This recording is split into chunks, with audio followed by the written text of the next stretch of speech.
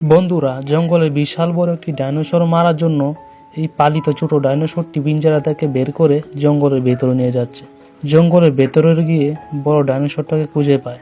তখন তাদের আওয়াজ পেয়ে বড় ডাইনোসরটা জঙ্গলের ভেতর থেকে বেরিয়ে আসে। এদিকে সবাই ডাইনোসরটাকে গুলি করে মারার জন্য অস্ত্র নিয়ে রেডি হয়ে থাকে।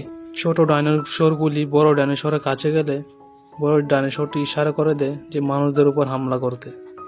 এরপরে সব ডাইনোসর এক হয়ে মানুষদের উপর হামলা করে দেয়। এখান থেকে ওবেন কোনোভাবে বেঁচে গিয়ে পার্কের ভেতরে চলে আসে, কিন্তু এখানে আবার বড় ডাইনোসরটা তাদের উপর আক্রমণ করতে আসে। তো ওবেন তার বুদ্ধি কাটিয়ে তার পালিত ডাইনোসর দিয়েই বড় ডাইনোসরটার উপর আক্রমণ করায়।